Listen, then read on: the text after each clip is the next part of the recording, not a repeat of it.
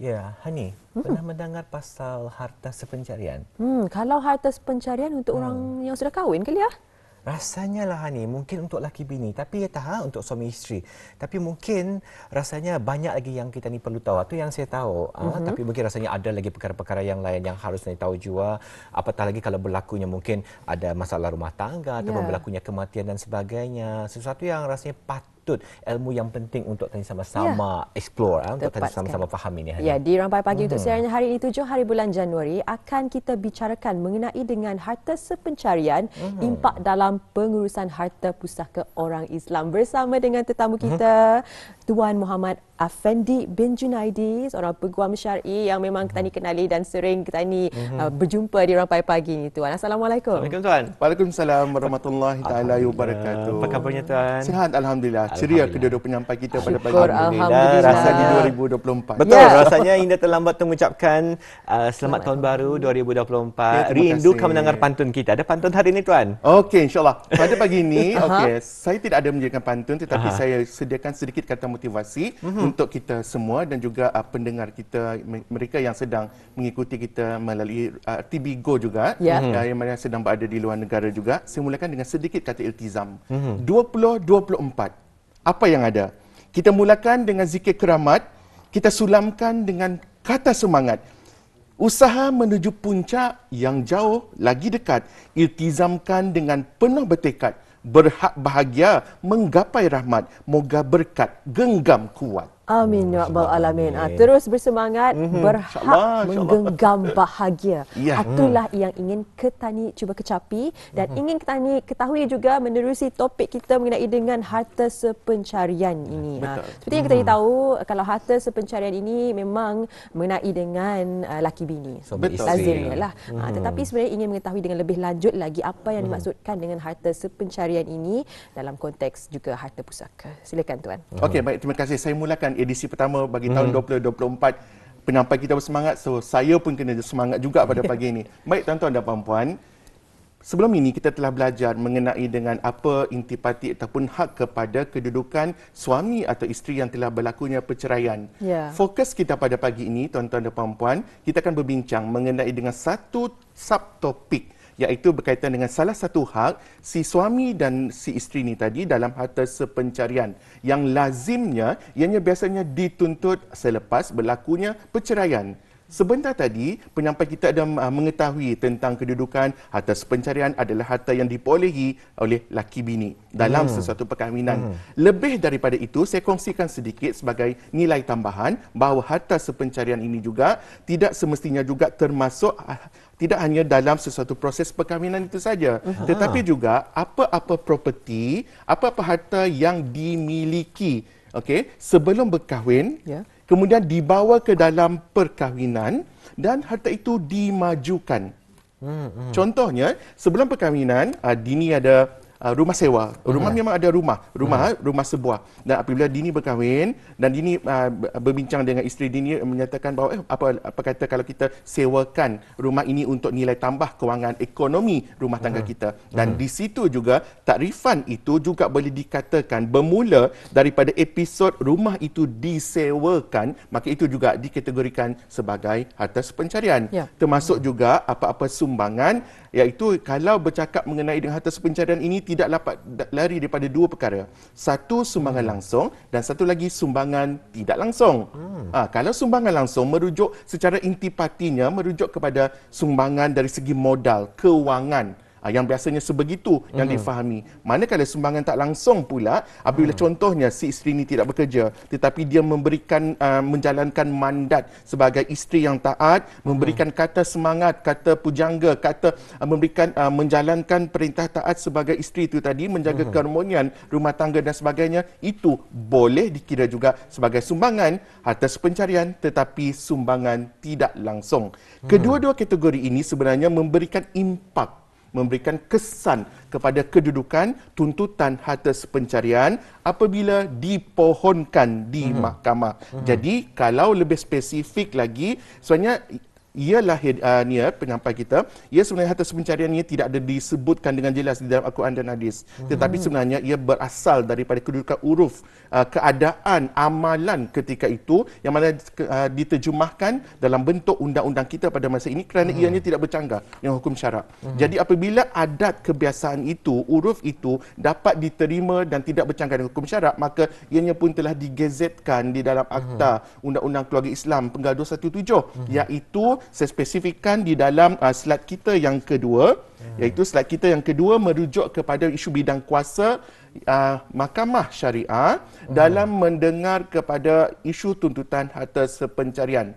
Bab 59 misal kata, slide kita yang ketiga, kita yang ketiga merujuk kepada bab 59, merujuk kepada yang mana pertimbangan mahkamah apabila tuntutan dibuat di mahkamah, ia merujuk kepada usaha bersama ataupun usaha tunggal. Macam saya katakan tadi, usaha bersama ni kedua-dua pihak memberikan sumbangan kepada perolehan harta tersebut. Kemudian juga kita akan perkara yang dipertimbangkan juga dalam tuntutan ini ialah setakat mana ataupun bagaimana kedudukan salah satu pihak ataupun secara joint loan kedua-dua belah pihak ni tadi dalam memperolehi harta. Contohnya sebuah rumah itu tadi, kedua-dua pihak telah pun berusaha, masing-masing ada loan secara bersama dan ini dianggap sebagai harta sepencarian. Dan apabila dituntut, maka isu inilah nanti yang akan dinilai oleh mahkamah setakat mana timbangan ataupun jumlah takat sumbangan oleh pihak-pihak ini nanti. Dan juga faktor yang dipertimbangkan dalam usaha bersama ini,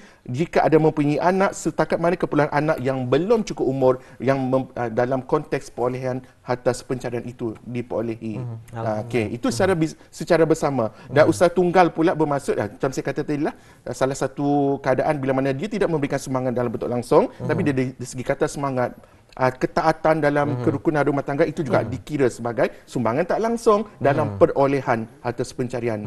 Berbalik kepada tajuk kita pada pagi ini, kita akan panjangkan sedikit perbincangan. Ini hadiah saya untuk sebagai mukadimah pada pagi ini di dalam Rampai Pagi Bual Bicara Undang-Undang. Hadiah saya yang saya nak kongsikan kepada sidang penonton di luar sana, bahawa polemik berlaku apabila salah satu pihak ni tadi, kita faham laki atau bini itu harta sepencarian. Tetapi bagaimana keadaannya tuan-tuan dan puan-puan jika salah satu pihak ni, salah seorang pihak ni meninggal dunia?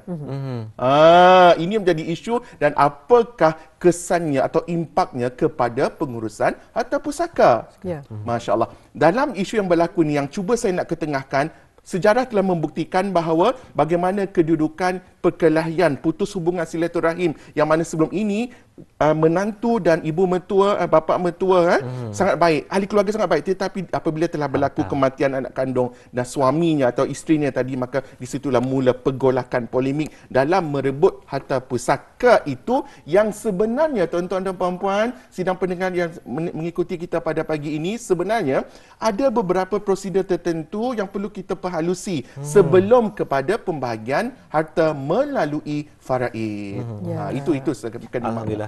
Cukup menarik sebenarnya mukadimah yang dikongsikan tadi tuan, dan juga baru tahun ni sebenarnya hari ini, alhamdulillah ilmu baru hari ini Kalau saya bercakap dengan harta sepencarian, bukan hanya melibatkan harta yang dikumpul semasa tempoh perkahwinan, tetapi yang sebelum itu tetapi dimajukan lagi semasa tempoh bersama. Dan cukup menarik juga bila dikongsikan sumbangan ini bukan hanya dari segi kewangan, tapi juga mungkin dari segi emosi. Mungkinnya katanya sepanjang saya berkahwin aku mencintai ibunya, menjagamu dan sebagainya. Kentut pun wangi. Itulah masa bercinta. Tapi apabila berlaku masalah dan sebagainya seperti dikongsikan, mungkin boleh dikongsikan itu tuan, menurut daripada pengalaman kita yang lebih daripada 19 tahun berkecimpung dalam bidang guaman, mungkin boleh dikongsikan kalau di Brunei Darussalam sendiri, apa kes-kes yang biasa tuan kendalikan yang melibatkan seperti perkara yang tadi ceritakan hari ini tuan? Okey, baik. Sebelum saya menjawab isu itu, kalau kita dapat melihat slide kita yang keempat, yang mana saya merujuk di sini bila keadaan atas pencarian ini boleh dituntut. Di dalam apabila timbulnya isu kedudukan perebutan harta pusaka ini. Pertamanya kita lihat bahawa seperti mana yang dinyatakan oleh undang-undang, apabila berlakunya sesuatu perceraian itu disabitkan. Yang kedua, apabila berlaku salah satu pihak, iaitu suami atau isteri ini tadi, berlaku kematian. Dan yang ketiga, ini ramai tak tahu, bahawa apabila berlakunya permohonan poligami. Okey, bagi mereka yang ada 1, 2, 3, Yang 4, di luar sana sila pastikan bahawa hak isteri yang sedia ada ini dalam sebelum poligami suatu itu dibenarkan. Ada persoalannya, adakah ianya boleh dituntut? Tolong ambil perhatian, sebenarnya ramai yang tak tahu lagi. Harta sepencarian boleh dituntut ketika dalam isu poligami, sesuatu poligami itu sebelum dibenarkan. Masalahnya juga tuan-tuan, Dini dan juga Hani, ialah apabila berlaku kadang-kadang ada pihak-pihak yang nakal ni tadi, dia telah melakukan ataupun melangsungkan perkahwinan di luar negara. Okey, ada perkahwinan kedua, ketiga. Tetapi dia tak apabila datang ke Brunei, dia tak mendaftar perkahwinan di Brunei. Masalahnya ialah ia akan membawa impak jika berlaku kematian kepada isteri itu tadi, misal kata yang belum didaftarkan itu. Bukan saja kepada isteri yang telah berdaftar, yang sah mengikut undang-undang di Brunei ini, tetapi yang belum daftar itu pun akan kesan. Kesannya apa? Misal kata pun dia berlangsungkan perkahwinan lebih 10 tahun di Thailand contohnya, tetapi dia tak daftar di Brunei. Jadi impaknya ialah dia tidak boleh diiktiraf dari segi haknya kepada harta sepencarian kerana perkahwinan itu tidak didaftarkan. Ini antara polemiknya. Kes-kes juga yang saya nak nyatakan di sini adalah contohnya apabila berlaku pergolakan, macam saya katakan tadi, silaturahim apabila pihak bekas isteri ni tadi nak ataupun untuk menuntut harta Allahyarham bekas suaminya, tetapi tidak mendapat bantuan yang baik, sokongan yang baik daripada ahli waris keluarga yang sedia ada. Ini polemik yang banyak berlaku tuan-tuan dan puan-puan, yang mana sebenarnya apabila kita bercakap mengenai kes-kes ini, memang banyak kes kita kendalikan dan sehingga menafikan apatah lagi kedudukan wujudnya anak yatim. Kalau isu-isu poligami, biasanya kes yang pernah kita kendalikan iaitu apabila isteri yang kedua ni tadi yang mana dia nak menuntut harta sepencarian, tetapi dalam masa yang sama dia tak sempat nak tuntut, dan dia telah meninggal pula. Tetapi dia sedang memohon di mahkamah. Ketika itu persoalannya ahli waris itu tadi, anak kepada si mati, ibunya contohnya, yang nak menuntut harta sepencarian dengan pasangannya yang telah meninggal sebelum harta itu diagihkan mengikut faraid, maka di situ ahli waris juga sebenarnya diberikan hak untuk menuntut. Persoalannya yang timbul, bagaimana kedudukan dari segi pembuktian sedangkan kedua pihak ini dah meninggal? Sebenarnya dari segi konteks mahkamah, ianya peringkat pembuktian harta sepencarian ini dalam harta pusaka ialah mengikut kedudukan peringkat zan al-ghalib. Jadi tidaklah perlu kepada tahap yang begitu tinggi, asalkan kita membawa bukti melalui documentation, sijil geran tanah, sijil perkahwinan yang sah itu, dan juga sumbangan kita membuat loan dan sebagainya, maka itu antara keadaan-keadaan yang sebagai bukti, documentation yang boleh ditunjukkan kepada mahkamah, ini adalah bukti sumbangan langsung saya. Manakala sumbangan tak langsung saya juga telah melahirkan anak, saya juga telah menjaga kerukunan rumah tangga dan tidak pernah disabitkan nusyus, maka itu hak saya untuk menuntut harta sepencarian.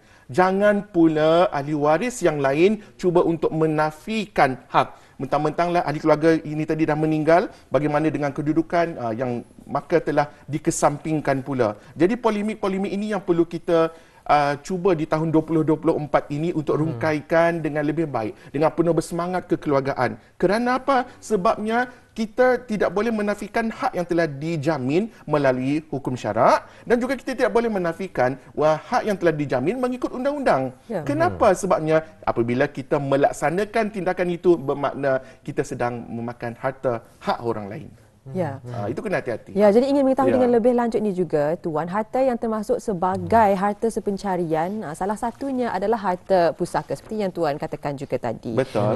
Yang mana ianya memang berkait dengan ahli waris ini. Mungkin dapat diketahui dengan lebih lanjut mengenainya, Tuan. Okey, baik. Dalam isu ini saya telah menyediakan slide kita yang ke-9. Slide yang ke-9 menjawab soalan Hani tadi adakah sesuatu tuntutan harta sepencarian itu boleh dituntut apa saja? Sebenarnya ada beberapa kategori yang harta yang tidak termasuk sebagai harta sepencarian. Okey? Kalau kita slide yang ke-9 apa kata kita pergi slide yang ke-5 terlebih dahulu. Dalam slide yang ke-5 merujuk kepada harta yang tidak termasuk sebagai harta sepencarian, iaitu pertamanya harta yang sudah dimiliki oleh masing-masing sebelum menjadi pasangan suami isteri. Melainkan kalau saya katakan tadi ianya telah dimajukan, itu boleh. Tapi sebelum itu kalau tidak dimajukan, ianya tidak boleh dituntut sebagai harta sepencarian. Kedua, harta pusaka. Contohnya Hani dan Dini telah menerima harta pusaka daripada generasi yang lebih awal, keluarga. Tiba-tiba harta itu tidak dikembangkan pun, dimajukan pun di dalam tempoh perkahwinan, maka itu tidak boleh pasangan kita ni tadi menuntut sebagai harta sepencarian. Tidak boleh, melainkan kalau harta yang kita perolehi secara susun galur pusaka itu dimajukan, dikembangkan, mendapat pulangan yang baik, sewa dan sebagainya, maka konteks itu boleh dituntut setakat mana sumbangan. Dan kemudian apa juga kategori yang tidak termasuk harta pusaka ini yang tidak boleh dituntut ialah harta yang masing-masing terima untuk dirinya. Contohnya, sepanjang sebelum perkahwinan, Hani dan Dini telah menerima sebuah kereta dan sebuah rumah contohnya. Itu ada sebagai hadiah daripada orang tertentu. Dan masuk dalam tempoh perkahwinan, harta itu tidak berkembang pun. Harta itu statik sebegitu, tidak dimajukan pun. Dan bermaksud itu adalah milikan asal pihak kita yang telah pun diberikan melalui hibah, misal kata wasiat dan sebagainya, melalui orang tertentu, ahli waris yang lebih atas. Maka itu tidak boleh juga takrifkan sebagai harta pencarian. Dan pasangan kita ni tadi tidak boleh menuntut, melainkan contohnya harta itu telah diberikan kepada kita tetapi kita tidak mampu untuk membayar, ada tunggakan dan sebagainya, pasangan kita membantu, maka ketika itu dia boleh menuntut sebagai harta sepencarian setakat itu sahaja. Daripada awal dia tak boleh tuntut. Sebelum itu Tuan, apa yang dimaksudkan dengan memajukan ini? Tadi dalam konteks kereta, dalam fikiran saya majukan maksudnya upgrade kereta tersebut. Mungkin tukar tayar, rem dan sebagainya. Adakah itu yang dimaksudkan? Betul. Apabila kita nyatakan tadi, memahami tentang sesuatu konteks harta yang kita peroleh lebih awal sebelum berkahwin dan dimasukkan ketika dalam tempoh perkahwinan, dalam perkahwinan yang sah, didaftarkan pula dan ada sijil perkahwinan, maka ketika itu properti yang ada tu, contohnya kereta itu telah di-upgrade. Kita tukar kereta pula kepada jenama lain dengan menggunakan bantuan pasangan, itu juga termasuk di dalam harta sepencarian. Jadi tidak akan ada isu, tak boleh tuntut sebab ini adalah harta pusaka. Betul, itu adalah harta pusaka. Tetapi masalahnya, jangan lupa bahawa 3 bulan lepas, you lupa untuk bayar dan tidak ada modal untuk bayar dan saya menggunakan duit modal saya. Dan ketika itu modal saya itu dalam tempoh 3 bulan, itu boleh dituntut sebagai harta sepencarian. Itu yang dimajukan. Masuk juga rumah sewa. Contohnya ketika itu kita ada rumah sewa, kita ada rumah sebiji, belum kita ada majukan pun, tetapi sepanjang tempoh berkahwinan dengan pasangan kita memberikan cadangan, bagaimana kalau you sewakan setidaknya mendapat pulangan, modal dan sebagainya, dan boleh dikembangkan. Ketika itu berlaku juga pinjaman loan oleh pasangan ni tadi untuk memajukan, mencantikkan, menambah, mengubah kriteria asal properti harta tersebut yang statik itu tadi, maka itu juga kategori harta sepencarian. Setakat sumbangan itu saja, bukan atas konteks tuntutan harta pusaka, tetapi akan dinilai oleh mahkamah setakat mana sumbangannya sahaja. Begitu. Kalau boleh tanyakan juga Tuan, dalam pengalaman kita sepanjang kita bertugas dan melibatkan di dalam bidang guaman, rasanya yang Tani harapkan secara ideal proses ini dapat dijalankan dengan aman. Tapi rasanya juga ini semua keadaan yang begitu Tuan, mungkin ada saja masalah-masalah yang merumitkan lagi keadaan. Mungkin kalau boleh dikongsikan itu di antara masalah-masalah ataupun halangan-halangan yang membantutkan proses tuntutan dijalankan di mahkamah menurut pengalaman Tuan sendiri. Okey, baik. Kalau kita melihat sebenarnya masalah atau cabaran yang berlaku, saya lebih fokus kepada kedudukan pihak-pihak yang memohon dan juga pihak yang menjadi pihak yang kena pohon. Sama ada pihak pemohon dan juga responden dalam istilah kita dalam undang-undang. Dalam keadaan ini saya nampak bahawa biasanya yang berlaku ialah sama ada pihak pemohon. Contohnya, dia tidak begitu memahami apakah haknya dan apakah bukan haknya. Kadang-kadang dia kata, okey, aku mau tuntut daripada A sampai Z, sedangkan yang menjadi harta sepencarian ini hanya A sampai C saja. Yang D sampai Z itu bukan harta sepencarian. Tapi dia tidak faham. Satu, Kemudian dia terlalu ambitious, terlalu bercita-cita nak tuntut semua tanpa peduli menghiraukan dosa pahala. Dalam istilah kita lah, dosa pahala. Dia nak tuntut semua ni, tapi dia tidak faham. Jadi masalah terutama kalau dia tidak dibimbing oleh pihak yang pakar, contohnya melalui peguam syar'i dan sebagainya, maka ini menjadi polemik yang berlaku. Kemudian apabila dari segi pembuktian, mungkin juga betul dia ada memberikan sumbangan langsung, ada menyediakan modal, loan dan sebagainya. Tetapi dari segi bukti, dia gagal. Dia tidak tahu prosedur. Jadi dia tak tahu macam mana nak bawa bukti di mahkamah. Ketika itu kelemahan berlaku dan mahkamah sebenarnya dari segi penilaian mahkamah, dia akan melihat kepada apa-apa bukti yang dibawa secara zahir saja di mahkamah. Jadi mahkamah tidak ada mempunyai peluang ataupun untuk mengetahui apa yang berlaku behind the scene di sebaliknya itu. Sebab mahkamah hanya menilai nahnu nahkum bizawahir, apa yang dinilai berdasarkan kepada yang zahir itu saja, yang dibuktikan di hadapan mahkamah itu saja. Jadi begitu penting untuk kita mengetahuinya dengan keterbatasan masa yang kita ada dalam siaran pagi hari ini. Sebagai kesimpulan, Tuan. Sebagai kesimpulan, 1 minit. Biasanya 1 minit. Okey. Dalam masa 1 minit ini saya akan cuba berkongsi sedikit kata perkongsian saya ini, bahawa saya melihat sebenarnya sebentar tadi saya merujuk kepada kedudukan pihak yang memohon. Tidak tahu, kadang-kadang tahu tapi tidak tahu sebenarnya, tidak tahu tentang prosedur yang mahkamah yang sedang dia hadapi. Bagaimana pula kedudukan pihak yang kena pohon? Tuan-tuan dan puan-puan, jika pihak tuan-tuan dan puan-puan menjadi ahli warisi mati yang mana sedang mengendalikan harta pusaka, sila fahami bahawa sebenarnya harta pusaka itu ada beberapa kriteria tertentu dari segi pengurusan jenazah, dari segi hutang piutang, dari segi wasiat yang perlu diselesaikan terlebih dahulu, kenal pasti hibah terlebih dahulu, kenal pasti tuntutan harta sepencarian jika ada, dan terakhir sekali, jika ada baki di situ baru wujud harta faraid yang perlu difaraidkan. Dan inilah sebenarnya membuka peluang. Sebenarnya Islam kita ni dah cantik. Undang-undang yang digazetkan ini pun telah sempurna. Kita nampak nilai tambahnya di situ. Sebenarnya kita ada kaedah suluh di mahkamah. Iaitu suluh ni apa? Perbincangan kedua belah pihak secara baik. Kerana ingatlah momen-momen kemesraan berkeluarga itu sebelum ini. Dahlah kita sedia kehilangan orang tersayang, tetapi ahli keluarga ni pula tidak lagi melayan kita dengan keadaan yang tidak baik. Jadi ini sebenarnya kesian kepada mereka yang sedang menghadapi situasi seperti ini, terutama mereka yang tidak bekerja, pasangan yang tidak bekerja ni tadi. Jadi setidak-tidaknya mereka yang mendengar siaran kita pada pagi ini, sila fahami bukan saja hak bis kita tetapi juga hak orang lain sebelum harta itu difaraidkan. Betul. Itu saja. Syukur Alhamdulillah. Begitu rinci yang telah pun dirangkan oleh Tuan Muhammad Effendi bin Junaidi ataupun dikenali sebagai Rafiq Effendi mengenai dengan harta sepencarian impak dalam pengurusan harta pusaka orang Islam ini. Pastinya salah satu cara juga untuk kita ini menjaga prinsip maqasid syariah. Menjaga harta. Di mana kita ini memelihara keadilan dan penjagaan hak. Begitu juga mengharamkan segala bentuk penindasan dan juga penyelewengan. Anak yatim. Ya, tepat sekali. Dan serta membangun ekonomi ummah. Itulah cara kita ni untuk menjaga kemaslahatan kita ni bersama. Sekali lagi terima kasih kita ucapkan kepada Tuan Muhammad Effendi dan insya-Allah kita akan bersua lagi Tuan. Pastinya. Insya-Allah. Waalaikumsalam warahmatullahi taala wabarakatuh.